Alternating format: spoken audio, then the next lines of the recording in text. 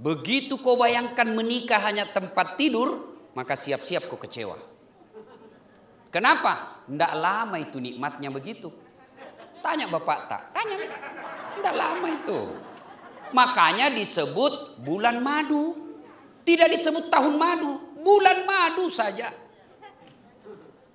Kalau kau pacaran, enak semua itu. Semua indah-indah. Mau tidur, bang jangan lupa berdoa ya. Itu sebelum dinikahi. Sudah nikahi, macam-macam keluar semua aslinya. Waktu dipacari, tabe endi, hati-hati. Ada batu deh, itu waktu dipacari. Sekali sudah dari istri, tahan tuh kakinya. Di mana kau simpan matamu goblok? Itu. Maka siaplah kalian menghadapi masalah. Jangankan kita manusia milenial seperti Adinda, Nabi aja kurang apa Nabi ibadahnya? Kurang apa cintanya Allah kepada Nabi? Nabi Isra Mi'raj bukan Nabi yang pertama salam, Allah dulu yang bersalam kepada Nabi karena cintanya Allah. Assalamu alayka ayyuhan nabiyyu wa rahmatullahi wa barakatuh. Itu cintanya Allah kepada Nabi. Tapi apakah Nabi tidak ada masalah rumah tangga? Penuh dengan masalah. Masalah apa? Dengar adek, calon pengantin. Satu, masalah yang pertama kau hadapi kesetiaan.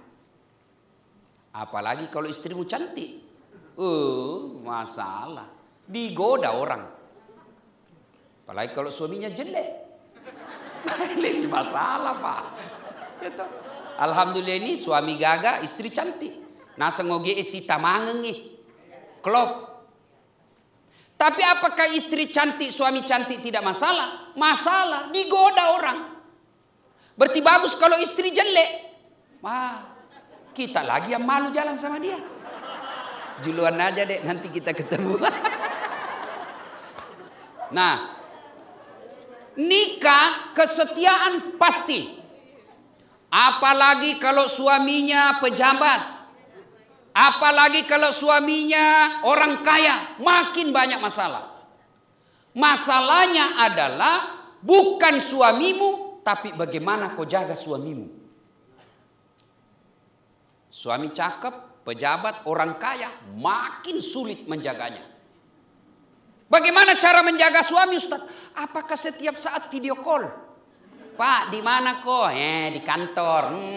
Oh, jengkel itu suamimu kok koleksi begitu. Kau pikir dia tahanan kota? Ada juga perempuan begitu. Dia kira kita ini perampok. Sedikit-sedikit periksa HP. Bagaimana kau tidak dibohongi kalau setiap saat kau terpisah HP tak? Sampai di kantor suaminya baik-baik duduk. Pasti ada lagi sekretarisnya. Pasti ada lagi. La haula wala quwwata illa billah. Lalu bagaimana menjaga suami? Jaga hatinya. Fisiknya kau jaga, cerdas kau periksa HP-nya, 10 HP-nya. Lalu bagaimana cara menjaganya? Jaga hatinya. Bagaimana? Buat dia terpesona dan jatuh cinta sepanjang saat. Gimana caranya Ustaz? Bukan cantiknya. Tapi apa? Ketentraman jiwanya pelihara. Ibu cantik, tapi kasar ngomong, lewat. Jangan ketawa, saya serius ini bu.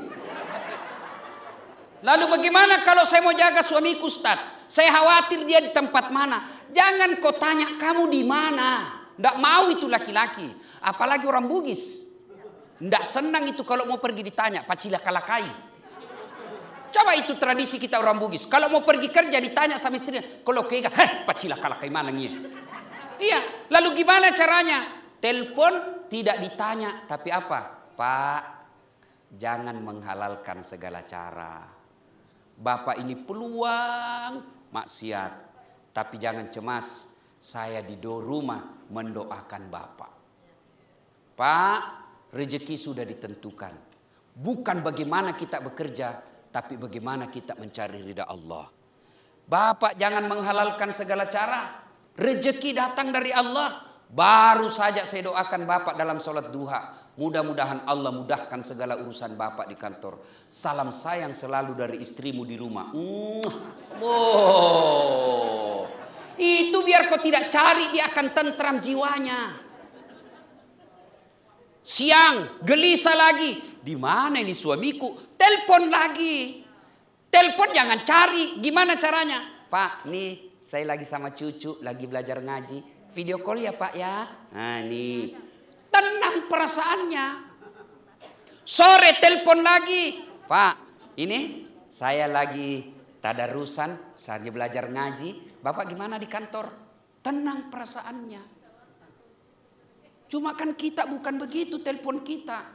Telepon kita, di mana kok? Cepat kau pulang. Awas kok kalau kau tidak pulang, ah. Jangan ketawa, saya serius ini. Inilah ibu-ibu, dia marah kalau suaminya selingkuh, dia marah kalau suaminya kawin lagi, tapi dia tidak tahu jaga suaminya. Gimana cara jaga suami? Bukan diperiksa setiap saat, tapi diingatkan. Ganti mic-mu ini, putus-putus sih. Ganti. Ya. Ya Bu? Nah, maka kesetiaan. Kita juga suami, jaga kepercayaannya istri. Jangan selalu alasan rapat, ternyata pergi merapat. Jangan baku tunjuk, tidak boleh orang menunjuk di sini. Coba, Dek, ini calon pengantin, ya. Ini Pak Bupati. Waktu menikah kita dulu, coba lihat itu cerita. Sudah sarjana, hidungnya sudah lengkap, telinganya sudah lengkap, ibunya sudah ajari halal haram, ibunya sudah ajari baik dan salah, bapaknya sudah didik dia. Kita terima beres. Berpuluh-puluh tahun dididik orang tuanya. Tiba-tiba kenal laki-laki yang baru 2 bulan. Kenal laki-laki yang baru 2 bulan. Orang tuanya tidak tahu siapa ini laki-laki. Tapi karena anaknya cinta kepada laki-laki tersebut, apa kata bapaknya? Terserah nak, yang penting kau bahagia. Dia serahkanlah anak gadisnya bulat-bulat. Dan kita nikahi perempuan itu, coba kita lihat. Lillahi ta'ala. Dengar besok akad nikahnya. Saudara, saya nikahkan kau dengan anak gadisku. Tunai karena? Bukan tunai karena Jokowi. Bukan. Tunai karena Allah. Siapa yang kita jadikan jaminan? Allah. Kita ambil anaknya orang. Mereka besarkan, mereka didik, kita terima beres, kita tinggal nikahi. Itu pun cuma bawa duit berapa puluh juta. Bulat-bulat kita ambil anak gadisnya orang. Lalu kita hianati, kita sakiti. Pantas 30 tahun kau cari nafkah tidak bisa lepas dari kredit. Kenapa? Karena kita hianati istri. Coba lihat nih kasihan istri-istri kita nih. Siapa yang buat dia tua? Suaminya. Maka saling menjaga, saling memelihara adalah untuk mempertahankan kesetiaan masing-masing. Tidak boleh setia hanya dituntut satu pihak. Kemarin beberapa saat yang lalu, dia 2 hari yang lalu di Bandara Kendari. Ada ibu-ibu kasihan jual-jual, usianya sudah hampir 70 tahun, jual-jual Indomie saja. Ustadz, suamiku pencemburu. Bagaimana ini Ustadz? Padahal saya cuma dapat cari kerja di sini. Saya bilang, Ibu, selama suami rida Ibu cari nafkah, boleh. Rida Ustadz, cuma dia tukang cemburu. Resepnya Ibu yakinkan bagaimana suami tidak cemburu.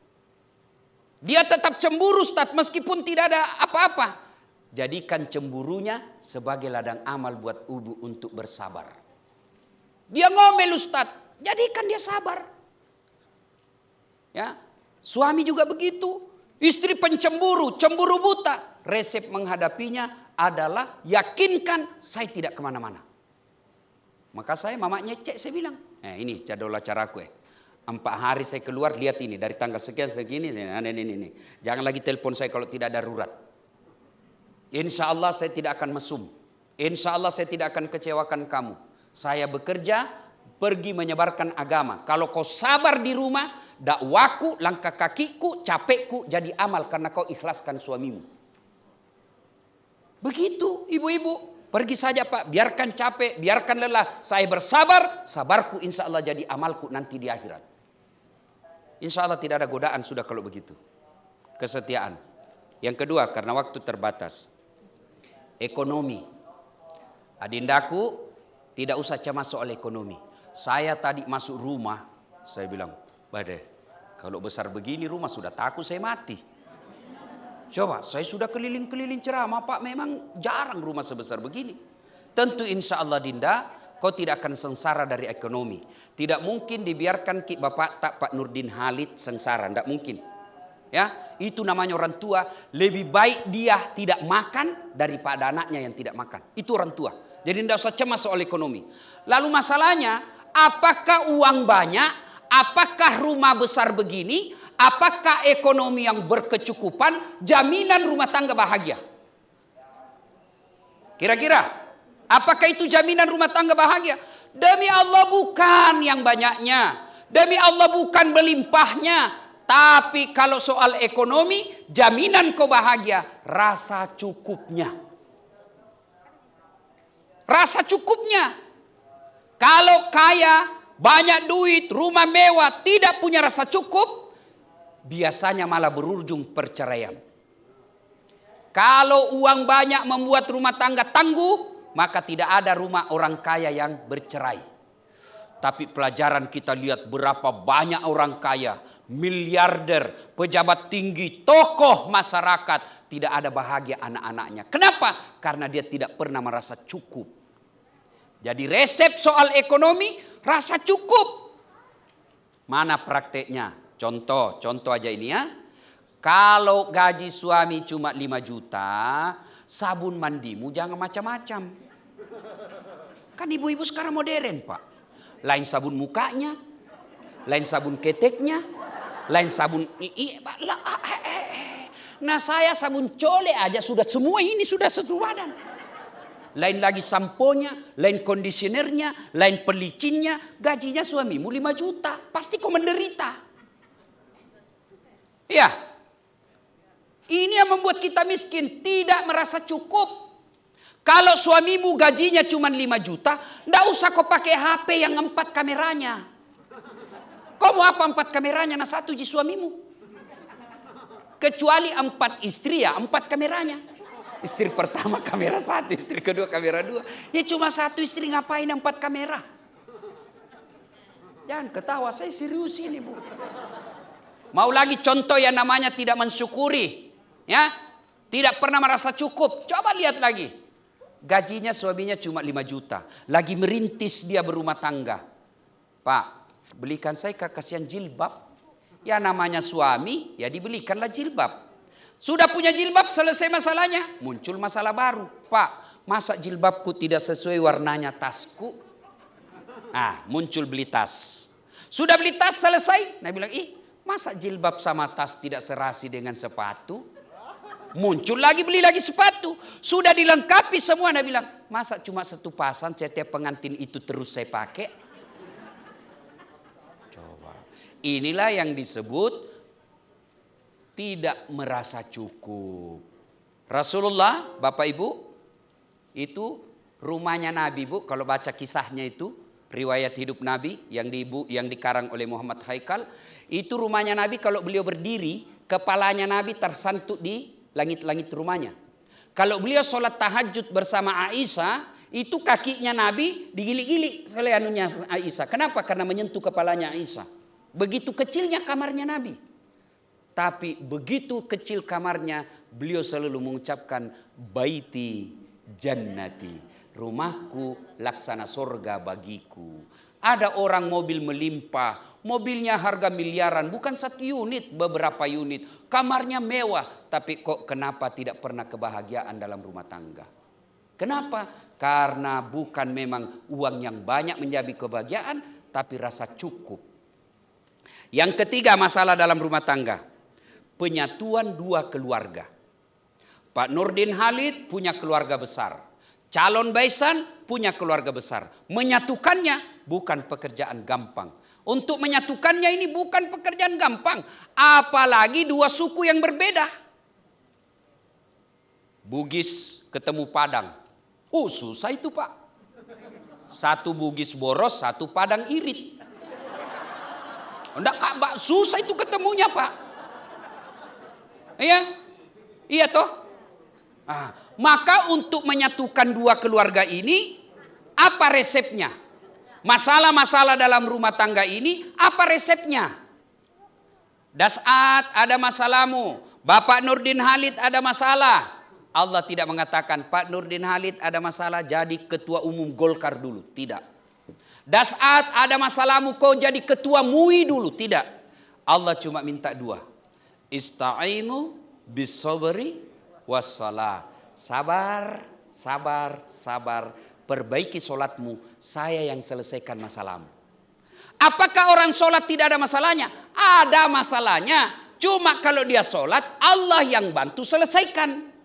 Kalau Allah yang bantu selesaikan, kecil punya anak. Mana bisa punya anak sudah tua istrinya, itu kata kita. Tapi kalau Allah yang mau, kecil buat Allah. Mana bisa pergi haji, dia cuma pegawai honor, itu kata manusia. Kalau Allah dia kasih jalan.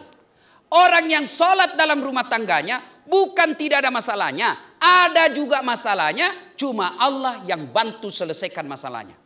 Apa resepnya menghadapi masalah rumah tangga? Ilmu pertama sabar. Tidak adalah kalah ilmu sabar. Biar dia profesor doktor, biar dia pengusaha sukses, biar dia tinggi jabatannya. Tapi kalau tidak punya kesabaran, rumah tangganya tidak akan bahagia. Dapat istri tukang ngomel. Tidak ada kalah ilmu sabar. Sabar. Karena memang begitu perempuan. Dijelaskan satu, tangkisannya 10. Begitu memang fitrahnya perempuan, ngoceh. Karena kalau dia tidak pernah ngoceh, perlu bawa konsultasi. Ada kelainan itu kalau ada perempuan tidak suka ngoceh. Memang sudah begitu fitrahnya. Maka Nabi katakan, itu perempuan gampang sekali masuk surga. Kalau dia mampu kendalikan mulutnya, gampang dia masuk surga. Maka rumus menghadapi, adek nanti dapat istri, rumus menghadapi kalau istri ngomel, sabar. Bagaimana itu sabar? Diam. Apalagi kalau dia sudah bilang pokoknya, diam aku saja. Tidak masuk media kalnya itu, diam saja. Saya biasa kalau marah-marah, sudah sayang, sudah masih marah, saya buka baju baru saya joget. Berhenti dia marah Pak. Tapi kalau ego masuk, saya yang anak bangsawan, saya yang kaya, saya yang pejabat, saya yang punya duit. Dia saya ingat, saya ambil gini. Nasa ngogi, witok mo iko, witte ite mau pendek derajatmu. Tiba-tiba kau mengatur saya. Oh setan itu sudah ngomong begitu. Maka ngomelnya dia, jadikan ladang amal buat sabar. Begitu juga ibu. Kalau suami tukang marah, suami kasar ngomong, jadikan kasarnya sebagai amal. Gimana caranya? Sabar. Tidak ada sudah kalah itu ilmu sabar. Nah, yang berikutnya, cara menghadapi masalah ini. Setelah tingkatkan kesabaran, apalagi? Perbaiki sholat. Kenapa ya rumah tangga saya tidak pernah bahagia? Sudah punya anak, rumah bagus, punya jabatan. Kok rasanya saya tidak punya suami. Rasanya kok tidak ada istri saya. Tidak usah cari kambing hitam. Tidak usah konsul kiri kanan. Lebih baik periksa sholatnya. Mohon maaf ibu, ibu-ibu paling banyak tidak sholat kalau ada acara seperti ini. Gara-gara apa? Make up. Coba maki. Untungnya sekarang sudah pakai masker. Jadi lebih praktis. Tidak perlu pakai lipstik, tidak perlu kiri kanan. Kan rugi-rugi ditutup juga begini. Lebih ekonomis sekarang. Saya juga terselamatkan dengan masker ini. Kenapa? Tidak kelihatan hidungku yang pesek. Ya? Nah ibu-ibu sabar, kemudian sholat disempurnakan. Bagaimana kalau mau pergi pengantin Ustadz? Nah kita harus dandan. Boleh. Kalau ibu dandan supaya suami bangga, itu pahala. Berdandan untuk menyenangkan suami, pahala. Dengan catatan jangan sampai tidak sholat. Bagaimana caranya Ustadz? Ibu wudhu dulu. Sudah wudhu dandan. Sudah dandan tahan kentut. Karena biar ibu sudah wudhu kentut batal. Dia bilang sedikit aja keluar Ustaz enggak habis biar. Nah, cek dia punya masuk yestas dia udah capu. Bahala. Ya. Nah itu bagaimana kalau di pengantin Ustaz? Karena alhamdulillah sekarang enggak ada lagi jabat tangan kan? Nah, enggak ada lagi karena ada corona. Kalau nanti lepas corona jabat tangan berbeda pendapat ulama. Syafi'i batal wudhu. Imam Ahmad selama tidak nafsu tidak batal. Ya. saya wasiatkan kepada Dindaku besok, jangan sampai besok gara-gara make upnya istri tidak sholat duhur dan tidak sholat asar. Ingatkan baik-baik.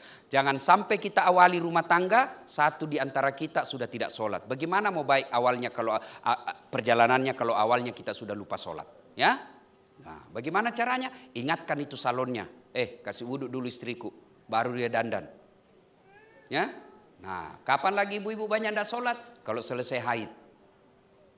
Gratis 5 hari, dia tambah 2. Dia bilang suaminya, biasanya cuma 5 hari bu. Dia bilang, masih ada sedikit-sedikit. Belum bersih nih. Sekali dia bilang suaminya, kau bohong ya? Dia bilang, apa bohong? Saya kasih lihat kau. Ibu ketawa karena pernah begitu kan? Dulu waktu pengantin baru. Bagaimana nanti ini pengantin baru? Nanti paling banyak tidak sholat subuhnya.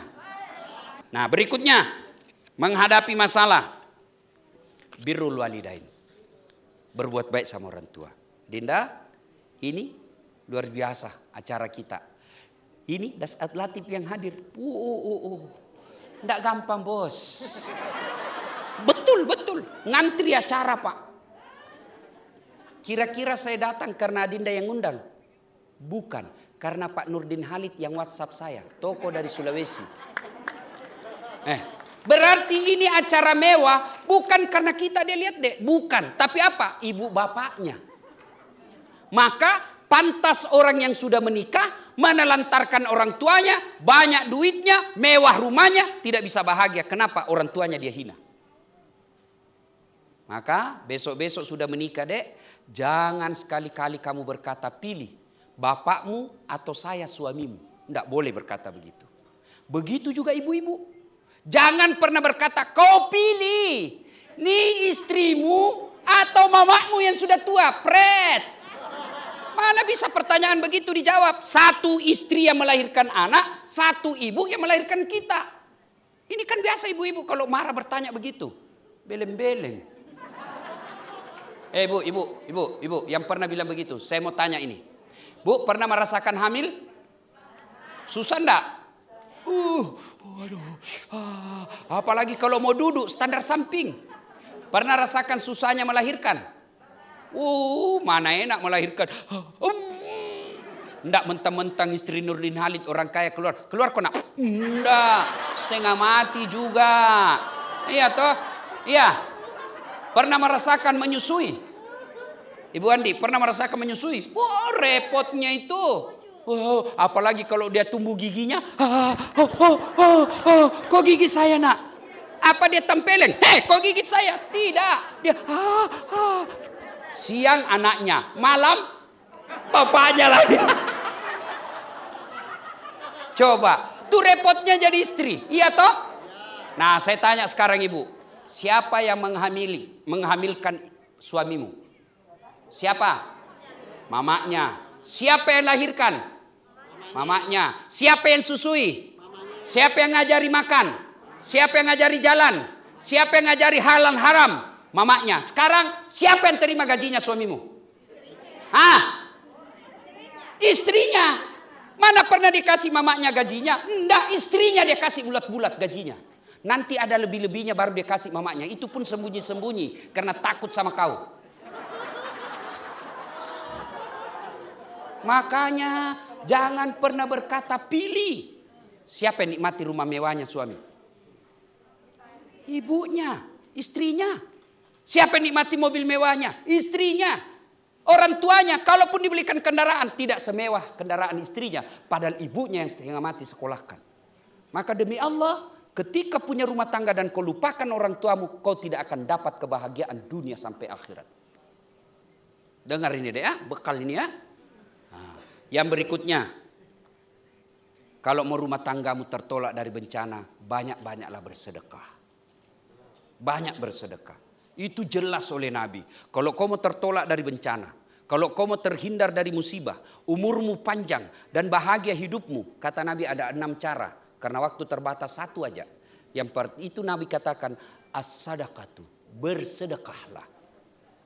Maka ibu-ibu, kalau ada masalah rumah tangga, lebih baik sedekah tolak balanya. Nggak usah curhat di Facebook. Instagramnya semua dia share. Sampai ada yang bilang, Ustadz, bahagianya rumah tangganya itu Ustadz tetanggaku. Saya bilang, kenapa ibu tahu? Dia bilang, itu Instagramnya sama WhatsAppnya Ustadz, foto-fotonya romantis. Saya bilang, bodoh itu kalau foto bertengkar dia share di WhatsApp. Pastilah yang baik-baik. Apalagi kalau ibu sudah 20 tahun suami istri, suamimu tidak pernah pasang foto di medsos, tiba-tiba dipasang, hakul yakin pasti pernah melanggar baru-baru.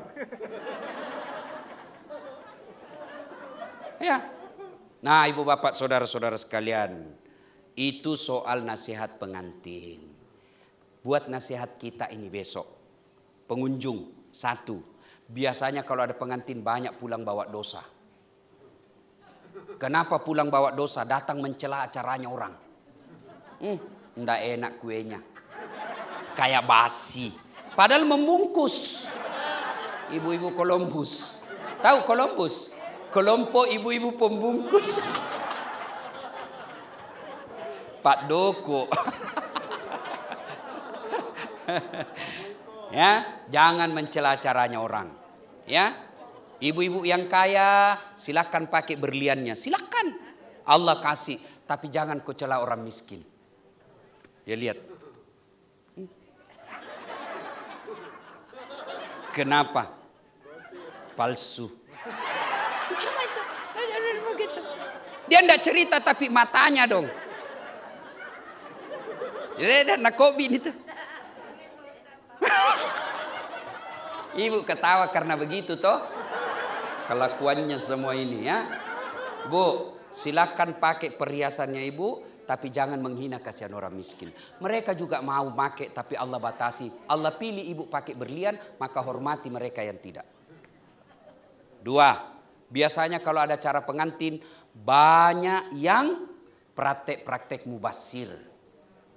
Kue terutama. Air paling sering jadi korban itu air gelas. Belum habis cocok lagi. Belum habis itu uang semua dibeli orang. Sate. Kalau satu tusuk bisa dimakan, jangan ambil dua.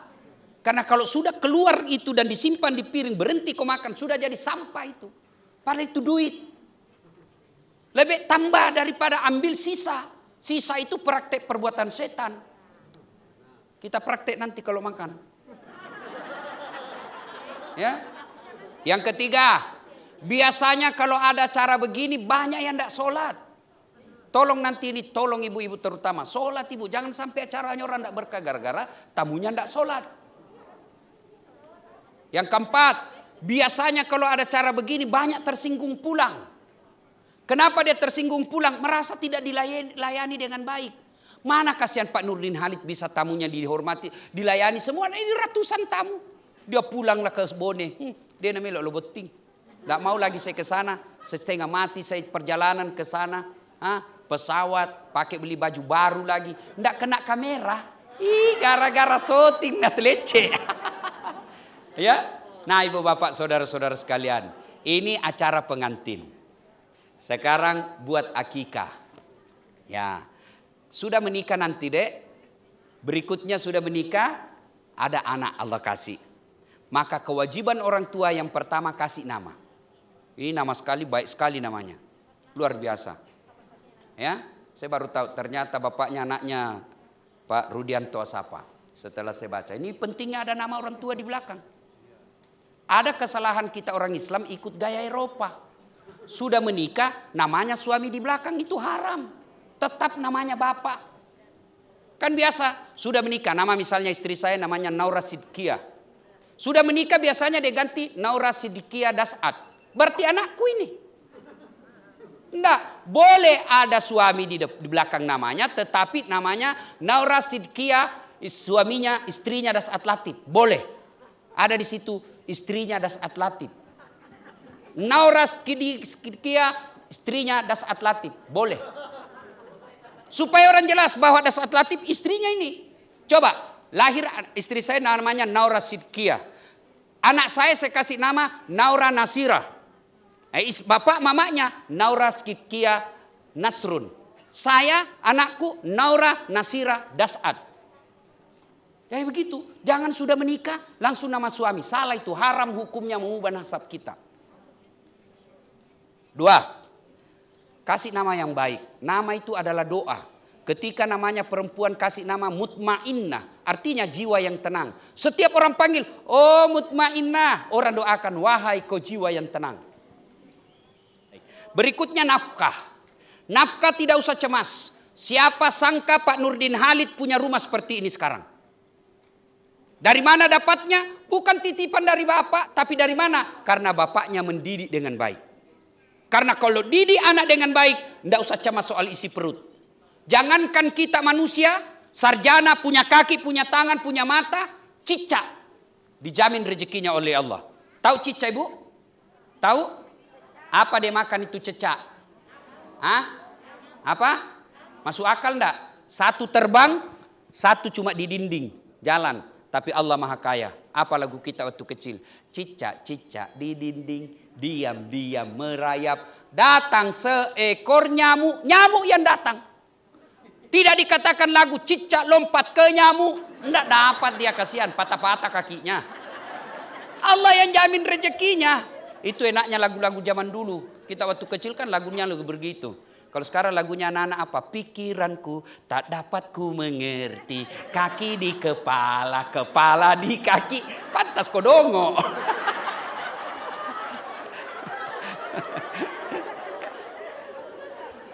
Yang ketiga, kewajibannya nanti kalau punya anak, ya, orang tua ini yang hakik anaknya, mendidik anak. Silakan Bapak baca psikologi pendidikan, silakan baca riset dari Australia, Amerika, Afrika, silakan. Tapi keliru kalau mendidik anak tidak membuka Al-Quran. Allah titipkan satu surah, metode dan tata cara mendidik anak, yaitu surah Luqman. Baca itu, jelas di situ poin-poinnya. Satu, anak diajari dengan la tusyrik billah, jangan kau serikatkan Allah. Maka segini ini anak-anak kecil-kecil begini kan, dia senang dengar lagu. Maka ajari lagu Islam dengan lagu. Tuhan saya Allah, Allah Tuhan saya, kalau bukan Allah, bukan Tuhan saya. Dari lagu kita tahu akidah. Nah ibu bapak saudara-saudara sekalian, dan pada akhirnya semua ini bisa terwujud kalau kita dapat hidayah dari Allah Subhanahu wa ta'ala. Bagaimana cara memperoleh hidayah? Harus kita jemput, harus kita minta, dan itulah kekuatan doa. Maka nanti selesai menikah, ada masalah, banyak-banyaklah berdoa. Dan doa paling mustajab adalah ketika kita sujud terakhir dalam sholat. Alhamdulillah ini semua ibu-ibu rajin berdoa. Bahkan dalam 1 jam dengar ceramah ini banyak doanya. Tapi sayang 1000 sayang, doanya di status. Ya Allah lindungi suamiku. Pergi suaminya, ya Allah rahmati pekerjaannya. Tapi di mana statusnya? Sibuknya itu Tuhan mau baca statusmu. Maka berdoa ketika selesai sholat, dan berdoa itu Dinda tidak harus pakai bahasa Arab. Boleh berdoa dengan bahasa kita masing-masing. Ya Allah rahmati rumah tanggaku. Ya Allah bahagiakan rumah tanggaku. Ya Allah lindungi keluargaku. Boleh berdoa begitu. Tapi demi Allah doa tidak diijabah tanpa sholat. Karena sholat adalah kunci dari semua kebaikan kita. Demikian, mudah-mudahan ada manfaat. Terima kasih atas segala perhatian. Mohon maaf atas kekurangan. Mari kita tutup ini dengan bersama-sama berdoa. Mudah-mudahan acara ini berkah. Dan keluarga pengantin insya Allah diberkahi keturunan yang soleh dan soleha. Dan keluarga besar sahibul bait dikumpulkan di akhirat. Kita bersama dengan Rasulullah minum di air telaga Al-Kautsar. Amin. A'udzubillahi minasyaitonirrajim. Bismillahirrahmanirrahim.